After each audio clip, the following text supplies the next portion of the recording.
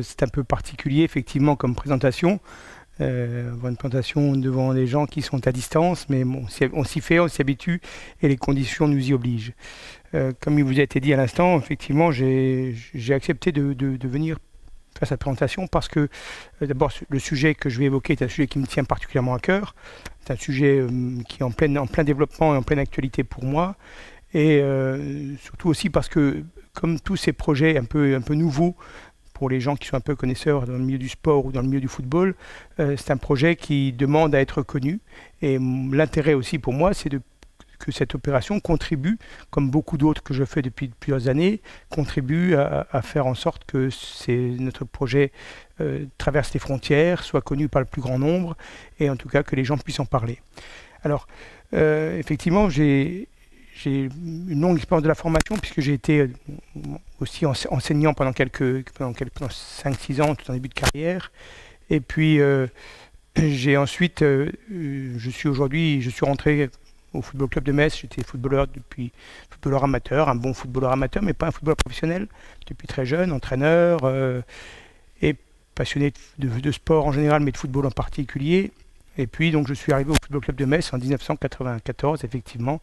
Ce qui à l'époque, j'étais un jeune entraîneur et aujourd'hui je suis le plus ancien salarié du club. Donc le temps passe.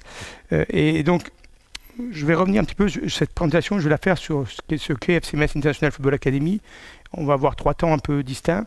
Le premier, je vais essayer de vous présenter un petit peu le contexte dans lequel l'idée est venue, dans lequel ce projet s'est construit. Ensuite, qu'est-ce qu'il a fallu faire pour le construire et le mettre en place et le faire fonctionner. Et dans un troisième temps, où est-ce qu'on en est aujourd'hui et quelles sont les perspectives d'évolution et par quelles étapes il va falloir passer maintenant pour développer ce projet et l'installer dans la durée et le développer, puisqu'aujourd'hui, il y a aussi une volonté de le développer dans le monde entier et de le développer commercialement. Alors, je vais prendre ma présentation servira uniquement de support pour chacun d'entre vous. Alors, un petit peu d'histoire, on va revenir un peu en arrière. En 2004, j'étais alors à l'époque directeur adjoint de la formation au Football Club de Metz. Pour qu'on comprenne bien la différence, un centre de formation dans un club professionnel, c'est une structure comme il y en a en France, en Angleterre, en Espagne, en Belgique, en Allemagne évidemment. Dans tous les grands clubs professionnels, il y a un centre de formation dans lequel les clubs recrutent les jeunes joueurs prometteurs, les jeunes joueurs de talent, pour les accompagner et emmener la plupart d'entre eux, enfin autant que possible, le plus proche possible du football professionnel. Cette offre, elle s'adresse en général, le recrutement la plupart du temps des joueurs, notamment en France, s'adresse à des joueurs qui ont entre 12 et 15 ans pour 80% d'entre eux. Donc un recrutement précoce, jeune, qui est très ciblé. Et donc, dans le contexte, dans cette mission de directeur adjoint de formation, j'étais très intéressé par le développement international et en 2004, j'ai eu l'occasion on a été sollicité par un centre de formation, par une fédération locale en Chine, à Chengdu, qui est une ville du centre-ouest de la Chine, une grosse métropole aujourd'hui, qui est une des 4 ou 5 plus grosses métropoles en Chine, qui doit faire environ enfin, les chiffres sont un peu difficiles à mesurer, mais entre 15 et 20 millions d'habitants. Et cette fédération locale avait été la première en Chine à avoir la vocation de dire il faut que le football chinois, on veut rentrer dans le football, on n'existe pas. C'est un sport qui est très peu pratiqué, très peu connu, mais le gouvernement chinois et les fédérations chinoises avaient une vraie volonté de développer le football pour exister dans ce sport qui est un sport mondial. Et la fédération de Chengdu était la première qui s'est intéressée, qui s'est dit peut-être aurions-nous besoin, si on rentrait dans le football par la formation, on pourrait peut-être contribuer à développer un peu le football et pas seulement travailler sur la surface, sur la partie immergée de l'iceberg, sur le football professionnel, mais c'est développer par le dessous et former nos propres joueurs. Et pour ça, on a besoin d'aide. Et donc, ils ont missionné une ancienne athlète de haut niveau chinoise, c'était une ancienne pongiste, qui est devenue une amie depuis, qui habitait en France et qui est venue à la rencontre de plusieurs clubs pour dire voilà, on cherche à créer des liens avec un club français qui pourrait nous aider à développer cette structure de formation parce qu'on n'a pas le savoir-faire chez nous. Et donc un premier voyage en Chine a suivi cette rencontre. On est allé une première fois, le contact est bien passé, le projet semblait vraiment intéressant. Enfin, on a eu envie, en tout cas plus par curiosité que par intérêt, on a eu envie d'aller un peu plus loin. Pour moi, c'était une occasion à la fois de nous ouvrir sur quelque chose d'autre, de changer un peu notre regard sur notre propre pratique et d'amener également les entraîneurs que j'avais en charge, les entraîneurs du club, leur ouvrir un peu de nouveaux horizons. D'abord, être obligé de temps en temps d'avoir des interventions, aller en Chine, aller voir ce qui s'y passe, rencontrer, animer des stages, s'ouvrir et être obligé de parler une langue différente, parce que bon, même si on ne parlait pas chinois, on parlait anglais, on essayait de se débrouiller un peu. Et puis, ça me semblait être une ouverture extraordinaire également pour nos propres joueurs. Et cette collaboration s'est installée, elle s'est développée dans le temps, elle a duré jusqu'en 2015-2016. Après, il y a eu le changement politique en Chine, moi c'est un peu particulier. Et puis dans la foulée de cette collaboration avec la fédération de Chengdu, la fédération nationale chinoise s'est intéressée parce qu'on recevait des jeunes joueurs en formation, on allait former des entraîneurs en Chine, on allait les aider à monter leur propre centre de formation. Enfin, on a développé un certain nombre d'actions avec eux. Et en France et chez eux, pendant plusieurs années. Et à un moment donné, en 2008 ou 2009, la fédération chinoise, donc la fédération centrale, m'a un jour sollicité en me disant « Mais ce que vous faites là sur Chengdu nous intéresse beaucoup, est-ce qu'on ne pourrait pas le développer sur tout le territoire avec la fédération centrale ?» Et donc, on a, dans la continuité, signé une première convention avec la fédération chinoise qui a duré 3 ans, qui est une expérience fabuleuse, malheureusement qui n'a pas été renouvelée parce que derrière, changement politique, changement de ministre, changement de président, c'était très compliqué. Et puis surtout, derrière, on a été le premier club européen à venir en Chine, mais derrière, de grosses cylindrées s'y sont installées, le Bayern de Munich notamment, qui s'y sont installés, ont pris la place avec le Barça, enfin, le Real Madrid, donc le FC Metz, on était un peu petit, on a été un petit peu relégués aux oubliettes tout doucement, mais enfin, le contact est toujours resté d'actualité malgré tout. Mais cette expérience a été une expérience fabuleuse, à la fois humaine et sportive, et dans la construction d'un projet avec des jeunes joueurs chinois, dont certains qui sont passés par cette relation sont aujourd'hui internationaux en Chine, internationaux A. On a 2 internationaux, on a des garçons qui ont été internationaux espoirs, qui sont football professionnels aujourd'hui en Chine, dans leur pays. Et puis, cela a éveillé la curiosité d'autres, ce qui fait que dans la continuité, dans ces années-là, on a été sollicité également par la Fédération de Singapour, avec laquelle j'ai eu l'occasion de travailler, et puis tout récemment par la Fédération indienne, avec laquelle on a collaboré, qu'on a aidé à mettre en place un projet de développement sur des jeunes joueurs qui a duré une période de quelques années. On a encore des relations privilégiées actuellement. Et puis, une autre expérience, ces collaborations internationales ont attiré l'attention également au Canada, où on a travaillé pendant de nombreuses années avec des fédérations locales québécoises et avec la Fédération de soccer du Québec. Voilà, et donc, cette offre s'est élargie. Et en fait, entre 2004 et 2013, ce qui ressortait, c'est que dès lors qu'on sortait, j'ai fait le constat suivant, c'est que dès lors qu'on sortait d'Europe, on faisait le même constat. C'est-à-dire que, à partir du moment où, si on a un jeune joueur qui a 12, 13, 14 ans, 15 ans, qui est passionné de football, sans parler de football professionnel, mais qui a envie de pousser ses limites, de voir quel niveau il peut atteindre, qui a envie de se développer tout simplement. Si on n'est pas en Europe, si on n'est pas en Allemagne, en France, en Belgique, en Angleterre ou en Espagne, eh bien on n'a aucune chance. C'est-à-dire que le football n'est pas développé comme il l'est chez nous, dans les pays européens, en Afrique, dans le continent nord-américain, en Asie, en Australie. Et donc ces garçons-là n'avaient aucune chance de pouvoir espérer un jour atteindre le plus haut niveau. Parce que le constat était le même, c'est que dans ces pays-là, les structures de formation n'existent pas. Et il y a un manque crucial d'éducateurs de qualité, de manque d'éducateurs confirmés. C'est très simple à comprendre. Hein. Si vous allez, quand je suis allé au Québec plusieurs fois, j'ai fait pas mal de formations de cadre au Québec.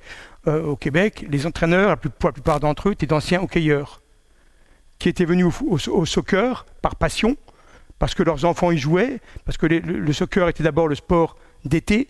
Les garçons jouaient au hockey, les filles jouaient au hockey, et donc les garçons jouaient au hockey l'hiver, et l'été venaient au soccer. Et les filles, elles, étaient au soccer. C'était plus un sport féminin. Et en fait, les éducateurs, souvent, comme on manquait de gens, on prenait un hockeyeur reconverti qui aimait le soccer, qui aimait le football, et on le formait un peu, et puis bon, il s'adaptait. Mais il n'avait forcément pas l'expérience ni d'éducateur, ni d'expérience de joueur, comme on peut l'avoir en Europe. idem en Chine. La culture du football n'existait pas, donc les entraîneurs étaient souvent des anciens joueurs de haut niveau, mais qui n'avaient absolument aucune formation. Et donc, ce manque-là, aujourd'hui, on le ressentait partout où on allait. Donc, forcément, ça générait un handicap pour ces jeunes joueurs qui avaient envie de se développer parce que les structures n'existaient pas et les éducateurs n'étaient pas présents. À partir de ce constat, en 2013, on s'est dit avec le président du club, mais effectivement, peut-être on pourrait être un peu pionnier et trouver une réponse adaptée à ces garçons-là. Peut-être qu'il faudrait réfléchir à comment est-ce qu'on pourrait apporter une réponse qui ne soit pas forcément celle qu'on apporte à nos joueurs qui ont un autre vécu, un autre cursus. Quelle réponse on pourra apporter? Alors, au FC Metz, en Allemagne, c'est un peu moins connu, mais on a une très longue expérience de la formation, puisqu'on était un des premiers clubs qui était formateur, considéré comme club formateur en France, puisque il y a déjà aujourd'hui, le centre de formation a été créé en 69, donc en 1969, donc il date un peu. Et une culture ouverte sur le football mondial, puisqu'on a été le premier club français à avoir notre propre académie à Dakar, au Sénégal, qui a d'ailleurs formé un tas de joueurs de très haut niveau. Hein. Le plus connu pour les amateurs de football, Sadio Mané, qui est à Liverpool, qui est aujourd'hui un des meilleurs joueurs au monde. Miralem Pjanic, qui était au Barça, a été formé chez nous. Enfin, voilà, on a vraiment une expérience de la formation de haut niveau qui était importante. Et une reconnaissance, en tout cas au niveau français, qui était importante. Donc cette grande expérience, et si on regarde aujourd'hui, ça coïncidait avec quelque chose qui était en train de s'installer, c'est qu'en France, les contraintes économiques pour les clubs qui sont dans la formation deviennent très lourdes. C'est-à-dire qu'aujourd'hui, moi j'ai vu l'évolution en 25 ans d'expérience. Aujourd'hui, le cahier des charges est énorme. Pour vous situer un petit peu le sujet, quand je suis arrivé au centre de formation en 1995, on a créé notre nouveau centre de formation. On était 4 salariés plein temps, plus 3 temps partiels qui avaient un travail à côté. Aujourd'hui, la formation c'est 25 salariés. Et encore, on est petit par rapport à des grosses cylindrées, par rapport à Lyon, par rapport au PSG, par rapport à des grosses cylindrées allemandes également. Mais parce qu'aujourd'hui, il faut un entraîneur à temps plein par catégorie, il faut un kiné à temps plein par catégorie, il faut un spécialiste vidéo, il en faut 2 au centre de formation, on a un internat, donc il faut des gens à l'internat, il faut des cuisiniers, il faut un médecin à plein temps. Enfin, les contraintes deviennent très lourdes. Et donc économiquement également très lourde. La formation commence à coûter très cher pour les clubs. Pour des clubs à petit budget comme le FC Metz, ça commence à être très pesant. Et en France, il y en a un certain nombre pour qui les budgets sont un vrai problème. Et quand on commence à avoir une formation qui dépasse 20% du budget de l'équipe professionnelle, ça devient très lourd. Et donc forcément, qu'est-ce que ça veut dire? Ça veut dire que derrière, il y a la nécessité de trouver aussi d'autres ressources financières. Et donc, vendre notre savoir-faire en matière de formation devenait une ouverture vers des ressources nouvelles. Donc, voilà dans quel contexte on se trouve. Une demande qui est existante, et puis des besoins pour nous, le besoin à la fois de profiter de notre expérience et de commercialiser quelque chose qui va amener une ouverture économique différente. Et donc, on arrive à 2013, et en 2013, on crée officiellement la structure qui s'appelle FC Metz International Football Academy. Alors, ce petit camembert vous précise bien les choses, hein, puisque cette structure-là, c'est celui-là ou celui-là? C'était celui-là. Cette structure-là, elle est répartie entre...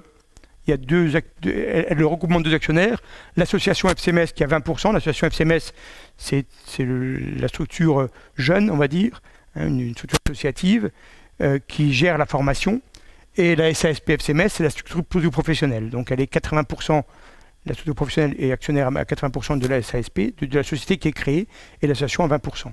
Et donc on a créé une société. On n'est plus dans une association, on est une société par action, en France on appelle ça une société par action simplifiée, une société commerciale, qui est un organisme de formation reconnu. Voilà, donc, organisme de formation reconnu, ça veut dire aussi que, eh bien, il faut aujourd'hui qu'on nous-mêmes, nous équilibrions notre propre budget et que si on veut gagner de l'argent, il faut qu'on génère des recettes supplémentaires aux dépenses. Voilà. Et donc, c'était ça, entre 2013 et aujourd'hui, elle fonctionne un peu en parallèle. C'est-à-dire que, quels sont les objectifs généraux, quelles sont les missions que se confie cette SA, cette société, il y a deux types de missions. D'abord, une mission plus à vocation régionale, la proximité avec le football régional, c'est-à-dire par l'organisation de stages foot-vacances, c'est une petite activité. Elle a pour objectif de permettre à des jeunes joueurs de toute la région, dans un rayon de 150 km autour de Metz, de pouvoir venir suivre un stage une semaine pendant les vacances scolaires dans un club professionnel, de vivre l'entraînement, de connaître un club de l'intérieur. Et donc aujourd'hui, ce sont des actions qu'on fait à chaque période de vacances scolaires, à Toussaint, pas l'hiver, mais au printemps à nouveau, et surtout pendant le mois de juillet. Ça, c'est une des le deuxième volet, c'est cette académie internationale qui a l'objectif à la fois de donner une image dynamique d'un club ouvert sur le monde, puisqu'aujourd'hui, il faut savoir qu'on a beaucoup parlé du FC Metz sur ces 15 dernières années parce que par les opérations qu'on a pu faire en Chine, par les opérations qu'on a pu faire en Afrique, par les opérations qu'on a pu faire au Québec. On a beaucoup parlé de cette ouverture et ça nous a permis de garder une image, en tout cas en France, une image d'un club dynamique et d'un club qui s'ouvre sur le monde du football. Et puis donc forcément, les deux-là ont pour objectif, comme je le disais tout à l'heure, de générer de nouvelles recettes financières. Alors, voilà le contexte placé. À partir du moment où on s'est orienté vers cette académie internationale, dans un premier temps, elle a fonctionné, je dirais de 2013 à 2018, elle a fonctionné, moi je gérais les deux. Je dirais que l'une était intégrée dans l'autre. Je gérais le centre de formation, en même temps l'académie internationale, et on faisait cohabiter les deux, bon, ça vivotait.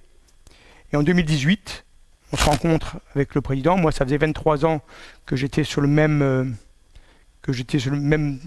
la gestion du centre de formation avec toutes les contraintes que ça pose et que je commençais un peu à retrouver régulièrement. Et l'envie de ce nouveau challenge me plaisait bien. Et le président me dit, voilà, ça serait bien, qu'en pensez-vous Denis, est-ce qu'on ne pourrait pas développer cette académie-là et en faire vraiment une structure qui vit de façon autonome. Et donc moi, j'ai lâché la formation en 2018 pour me concentrer à 100% sur ce projet. Donc maintenant, on en est à la 3e saison.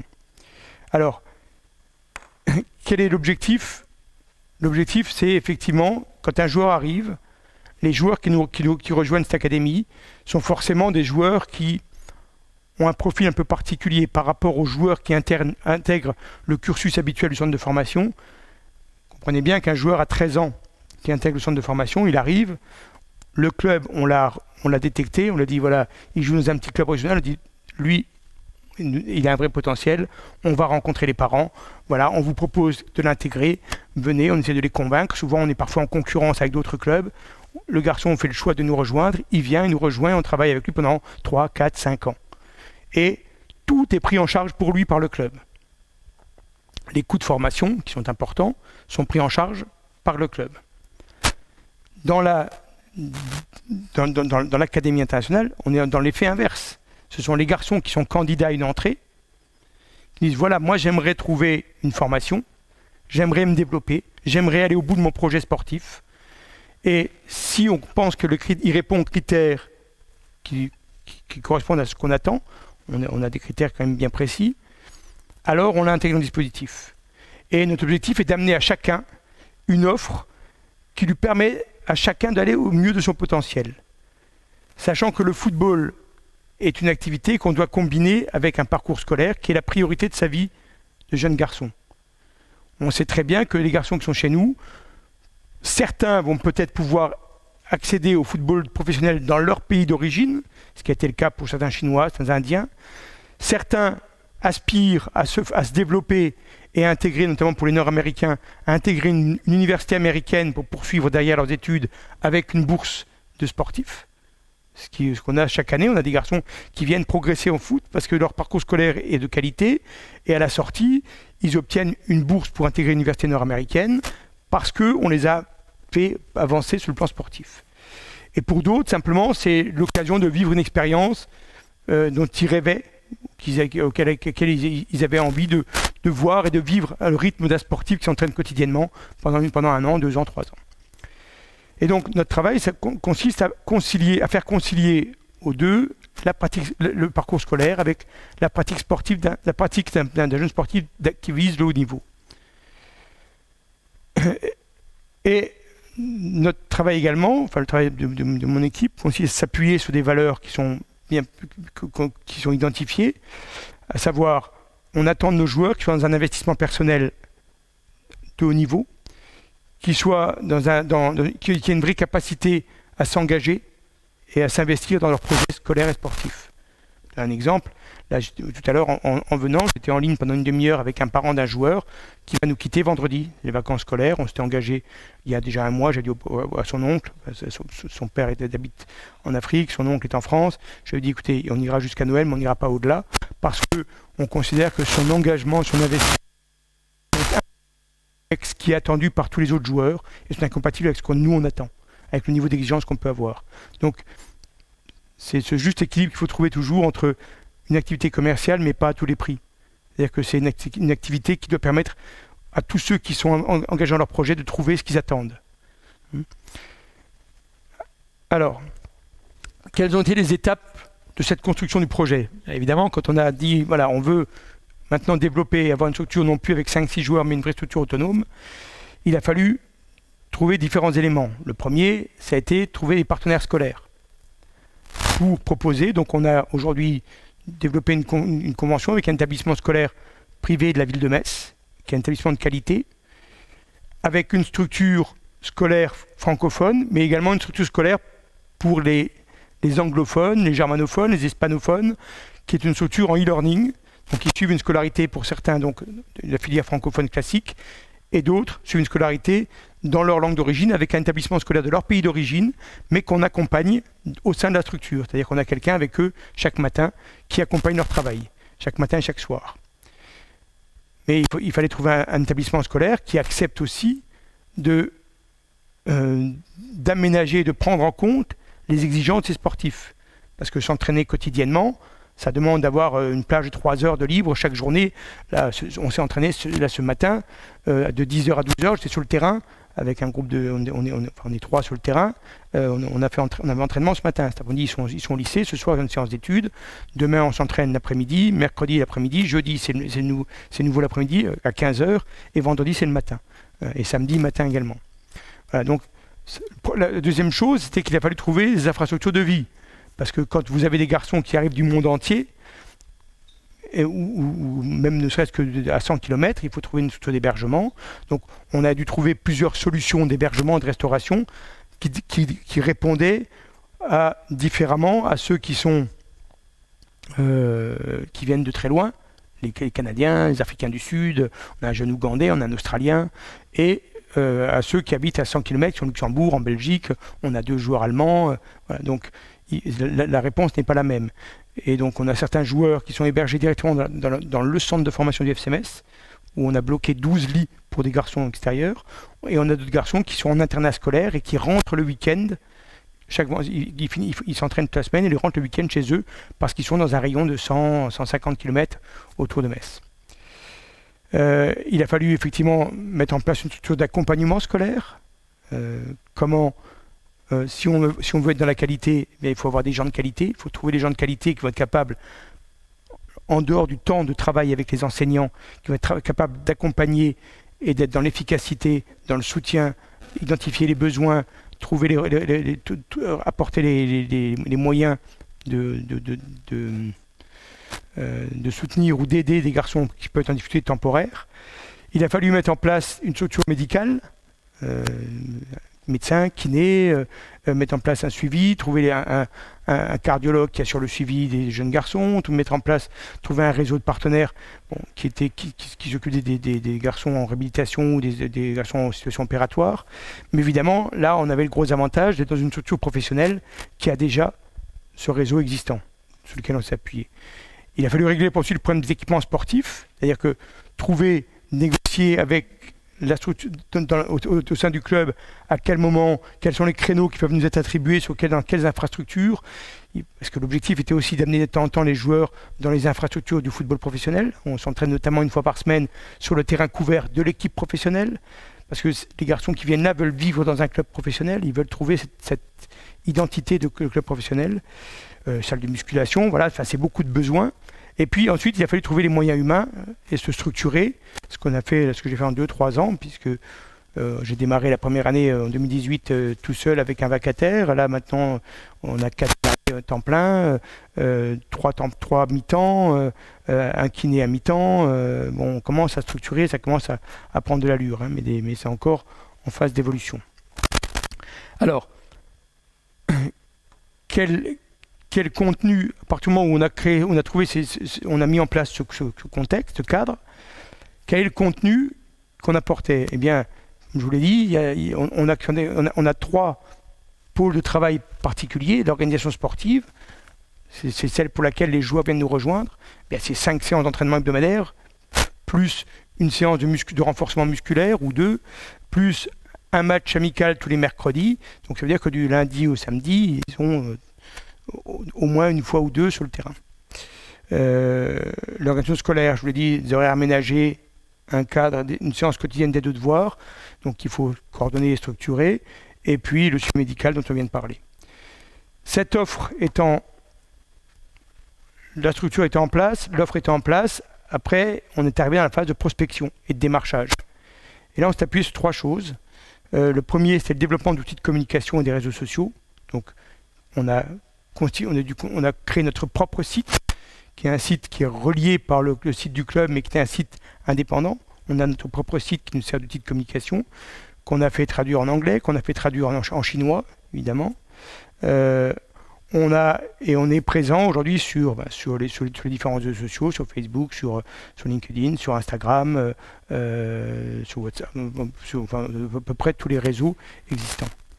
Et ensuite, il a fallu activer tous les réseaux existants. Là, c'est une phase dans laquelle je suis encore aujourd'hui. C'est-à-dire, on a créé des relais d'information dans les différents pays. Alors, aujourd'hui, on a beaucoup travaillé sur Luxembourg et la Belgique parce qu'on savait qu'il y a une offre forte, une demande forte. On a réactivé les réseaux en Chine, en Inde, au Canada, aux États-Unis, en Australie, en Afrique du Sud. On a aujourd'hui des réseaux des réseaux d'information qui fonctionnent bien, qu'il a fallu réactiver. Et là aujourd'hui, bon, le mois dernier, avant le confinement qui a eu lieu en France, je devais notamment aller au Nigeria pour rencontrer les dirigeants de la Fédération du Nigeria qui souhaitaient pouvoir mettre en place une collaboration pour régulièrement envoyer quelques-uns de leurs joueurs en formation. Voilà. Et donc, ça a été la deuxième étape. Et ensuite, il a fallu mettre en place des process de recrutement. Comment on fait? Parce que dans cette structure-là, il y avait la grosse difficulté, c'est on se doit d'avoir des garçons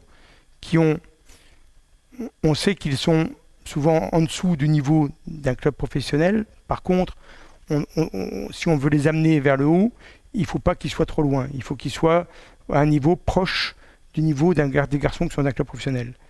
Et donc, la difficulté parfois consiste à les évaluer. Comment est-ce qu'on procède? Comment est-ce qu'on fait?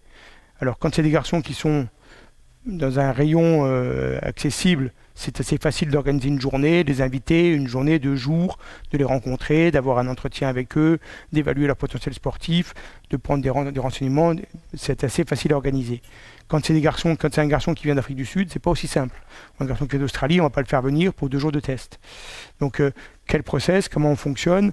Il a fallu mettre en place, trouver des relais de gens à la fois qui nous donnent de l'information, qui vont contrôler sur place, qui vont vérifier le niveau actuel et le potentiel de développement de ces jeunes joueurs, des gens qui sont fiables. Et puis, il a fallu aussi mettre en place un système qui permet aux garçons d'envoyer des vidéos, enfin, tous les moyens, on essaie de lister tous les moyens qui étaient possibles pour qu'on puisse évaluer le niveau, le potentiel de ces garçons-là à distance. Alors, voilà, cette structure s'est bien développée puisque depuis en 2018-2019, on avait 7 joueurs. 2019-2020, on était à 20.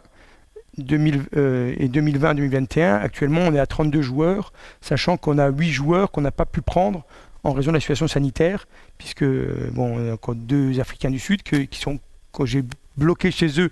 Ils devaient arriver fin octobre, juste avant le confinement, en disant attendez, ils doivent arriver en janvier. Et des garçons qui n'ont aujourd'hui, les visas sont très difficiles à obtenir pour entrer en France parce que les conditions sanitaires ne s'y prêtent pas.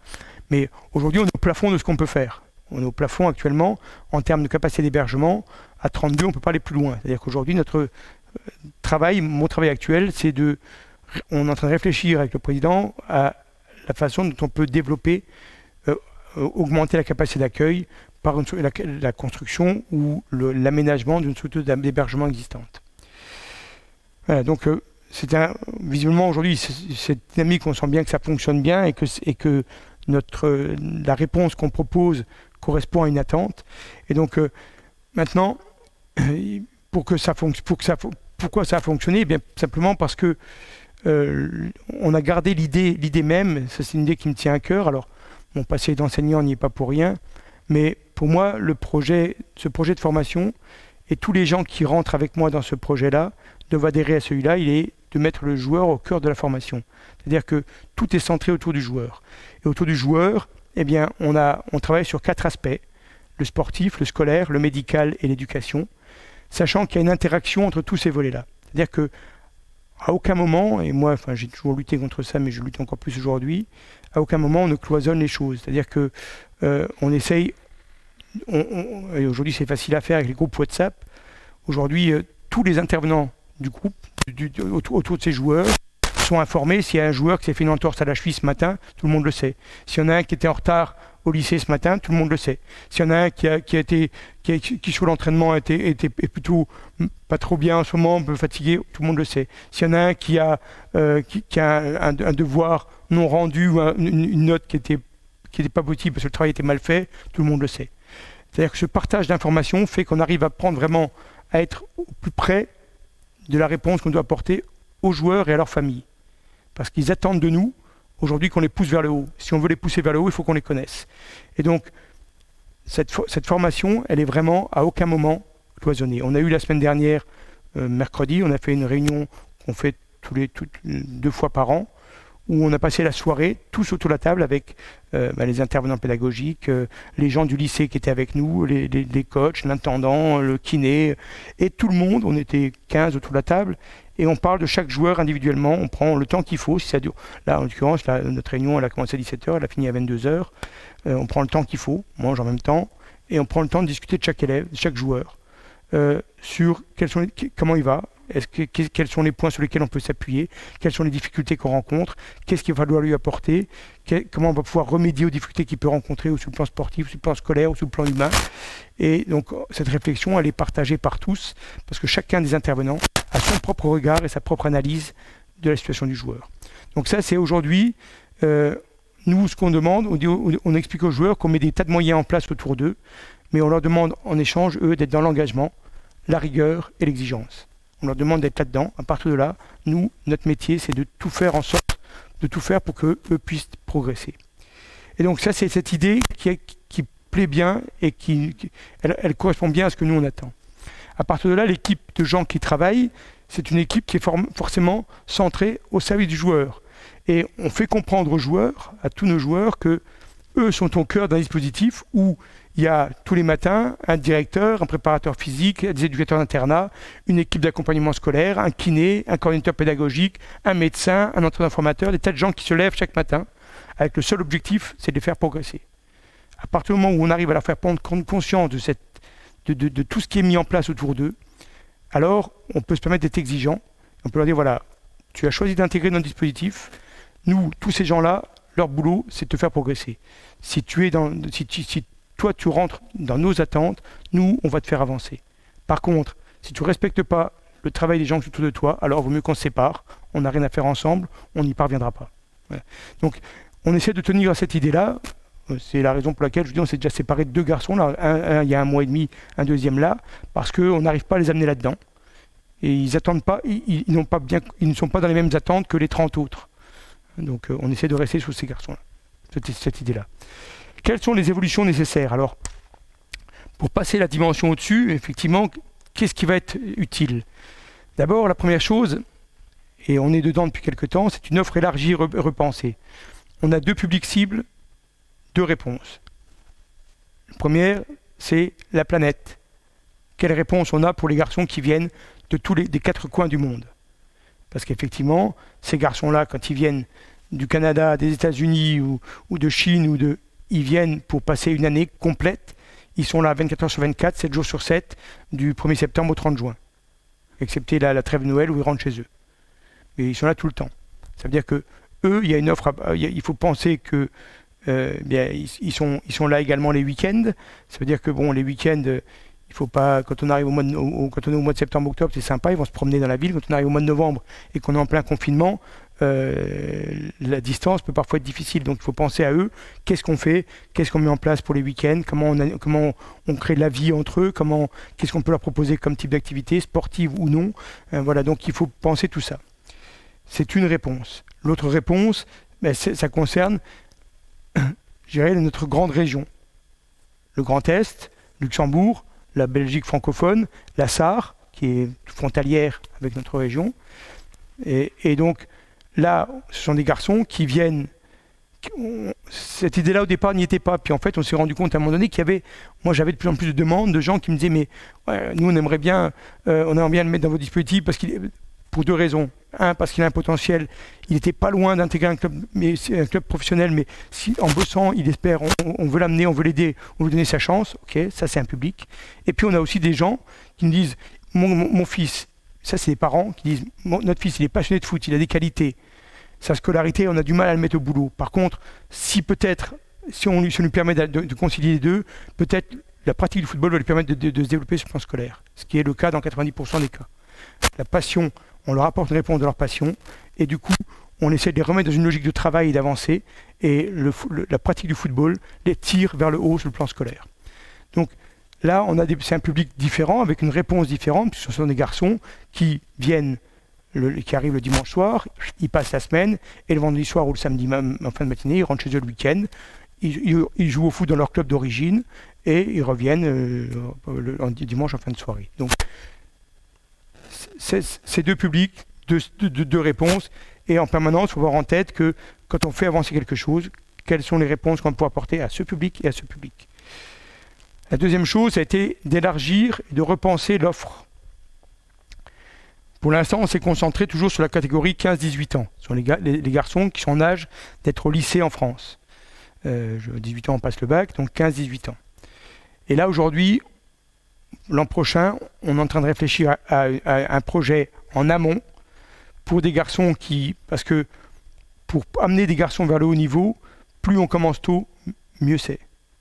Et donc on est en train de réfléchir à une offre pour des garçons entre 14 et 15 ans qui arriveraient, mais là ça sera limité à la région, enfin à cette population de gens, grande région, des garçons qui viendraient déjà terminer leur cycle de collège avant d'intégrer le lycée.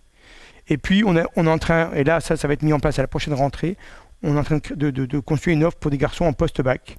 C'est-à-dire qu'on vient de signer des conventions avec plusieurs instituts de formation universitaire ou de diplôme après post-baccalauréat. Donc, sont en France, ce sont des BTS, donc des diplômes de techniciens supérieurs qui ont 2 ans qu'on peut continuer sur une licence professionnelle après bac.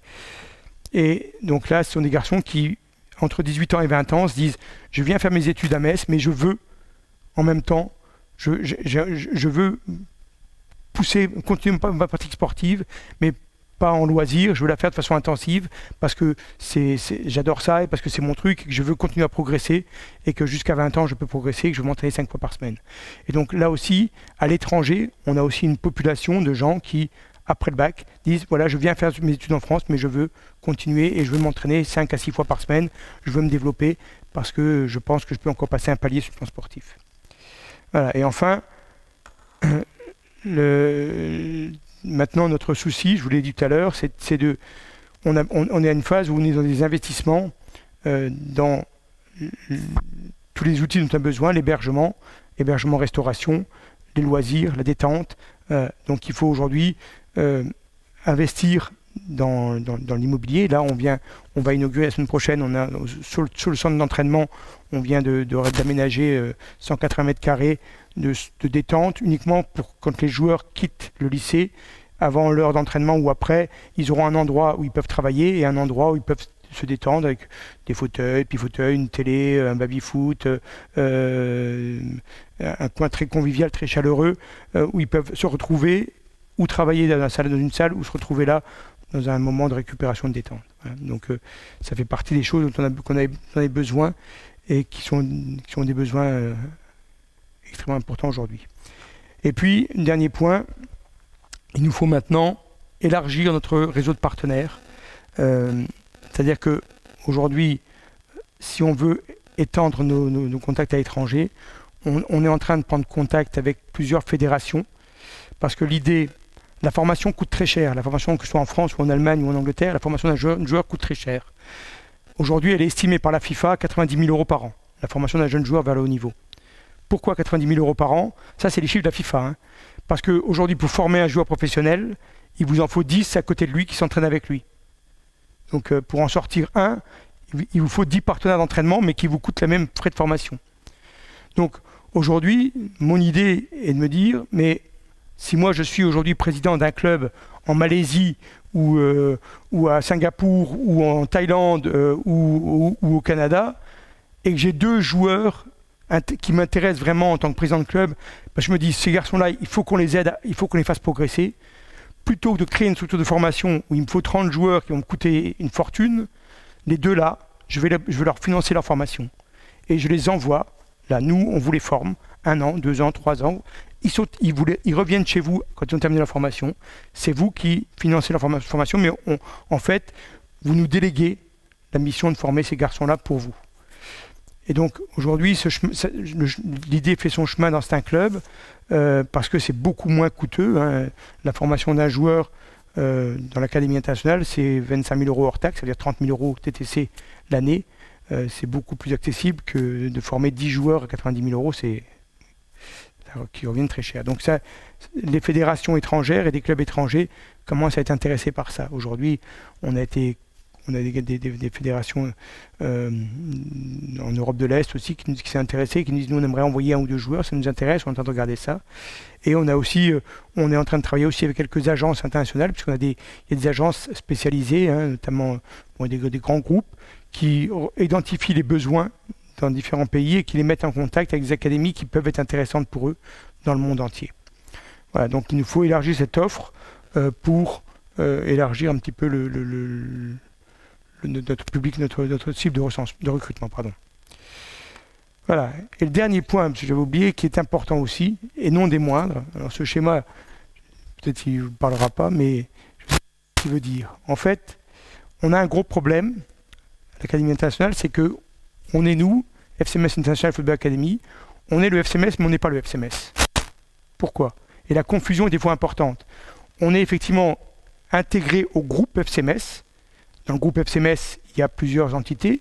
Il y a l'équipe professionnelle, la section professionnelle. Il y a l'association qui gère la formation. Il y a un groupe qui s'appelle FCMS Stadium qui gère le stade et toute l'animation et la vie du stade et les espaces qui sont dans le stade. Et puis il y a l'Académie internationale. Donc on est un des membres du groupe FCMS, on bénéficie de tout ce qui est FCMS, des moyens partagés, des moyens humains, des moyens logistiques partagés. Par contre, la confusion est souvent que les jeunes joueurs, moi tous les jours j'ai des joueurs qui s'adressent à moi en me disant « Comment je fais pour rentrer au centre de formation du FCMS ?» Je leur réponds, je dis non, nous on n'est pas le centre de formation du FCMS, ce sont 2 choses distinctes. On est une structure du club, mais le centre de formation du FCMS est une autre structure, donc il faut éviter la confusion des genres, et c'est parfois difficile à expliquer parce que de l'extérieur, forcément, les gens, pour eux, FCMS et FCMS, c'est un seul club. Et effectivement, c'est un groupe avec des entités qui appartiennent à ce groupe-là, mais qui ont une vocation et des objectifs différents. Voilà, donc cette communication, pour nous, elle doit être éclaircie, et parfois, bon, on fait du travail pédagogique là-dessus. Dans la région, maintenant, c'est bien compris. Les parents de nos joueurs, c'est bien compris également, mais c'est pas toujours facile.